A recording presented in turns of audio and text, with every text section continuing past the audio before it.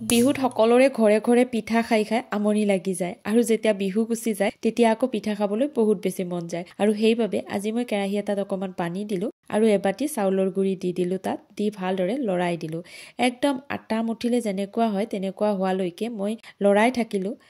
যেতিয়া কিবা এটা বস্তু শেষ হৈ যায় বা মানুহৰ ক্ষেত্ৰতো ক'ব পাৰি কোনো এজন আপোন মানুহ যদি আঁতৰি যায় তেতিয়াহে সেই মানুহজনৰ মূল্যটো আমি গম পাওঁ নহয়নে বাৰু ঠিক তেনেকৈ বিহুত পিঠা খাওঁতে খাওঁতে একদম আমনি লাগি যায় কিন্তু যেতিয়া বিহু গুচি যায় তেতিয়া পিঠালৈ বহুত বেছি মনত পৰে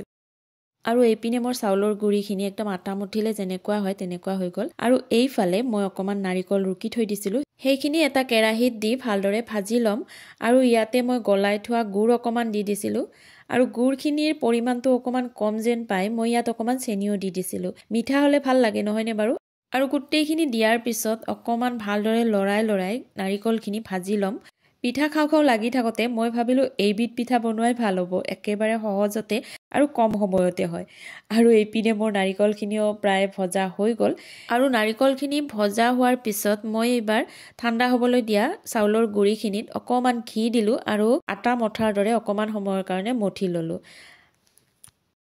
পিঠা লাড়ুবোৰ খাবলৈহে ভাল কিন্তু বনাবলৈ বহুত বেছি টান হয় তথাপিও এইবিধ পিঠা বনাবলৈ একেবাৰে সহজ আৰু মোৰ মঠা হোৱাৰ পিছত এতিয়া এটা এটা লাড়ু বনাই ল'লোঁ আৰু এইবোৰ পিঠা বনোৱাৰ পদ্ধতিটো আমাৰ কাণমুচৰি পিঠা যে বনাওঁ আমি লুচিৰে ঠিক তেনেকুৱা একে ধৰণৰে আৰু যিহেতুকে এইটো চাউলৰ গুড়িৰে বনালোঁ আৰু সেইকাৰণে আপোনালোককো দেখুৱাবৰ কাৰণে ভিডিঅ' এটা বনালোঁ আৰু এতিয়া পিঠা কেইখনৰ মাজত নাৰিকলখিনি দি ভালদৰে দুয়োটা মূৰ বন্ধ কৰি দিলোঁ আৰু ভাপত দিয়া পিঠা বেলেগ বেলেগ পদ্ধতিত বেলেগ বেলেগ ধৰণে বনোৱা যায় আপোনালোকে জানেই কিন্তু এই পদ্ধতিটো মই এটা ৰেচিপি ভিডিঅ'ত দেখা পাইছিলোঁ আৰু সেইকাৰণে ভাবিলোঁ আজি যিহেতুকে সন্ধিয়াৰ টাইমত বহুত পিঠা খাবলৈ মন গ'ল সেইকাৰণে এই পদ্ধতিতে পিঠা কেইখন বনাই চাওঁ কেনেকুৱা হয় আৰু মই বনোৱাৰ পিছত অনুভৱ কৰিলোঁ যে পদ্ধতিটো সহজে হয় আৰু ভালো হয় সোনকালেও হয় এইবাৰ পিঠা কেইখনত কাটা চামুচেৰে এটা ডিজাইনো দি দিলোঁ আৰু এইবাৰ মই পিঠাকেইখন মই ভাপত সিজাই ল'ম আৰু তাৰ বাবে চালনী এখনত ঘি লগাই ল'লোঁ আৰু জুইত কেৰাহী এটা উঠাই দি তাত পানী অকণমান উতলাই লৈ তাৰ ওপৰত চালনীখন দি দিলোঁ আৰু পিঠাকেইখনো চালনীখনত দি দিলোঁ আৰু ঢাকনিখন লগাই 15 মিনিট মানৰ কাৰণে পিঠাকেইখন থৈ দিলোঁ মানে মই সিজিবলৈ দিলোঁ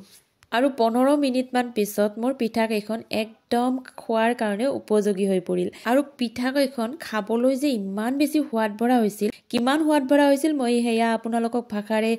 বুজাব নোৱাৰিম আৰু সোৱাদ ভৰা হোৱাৰ লগতে কোমল হৈছিল নৰম হৈছিল মুঠতে খাবলৈ একদম বহুত বেছি ভাল হৈছিল গতিকে মোৰ সোৱাদেৰে ভৰা পিঠা বনোৱা এই ভিডিঅ'টো চাই আপোনালোকে কেনে পালে জনাব আৰু যদি ভাল পালে লাইক এটা কৰি দিব আকৌ আহিম নতুন এটা ভিডিঅ'ৰ সৈতে আজিলৈ আহিলোঁ বাই বাই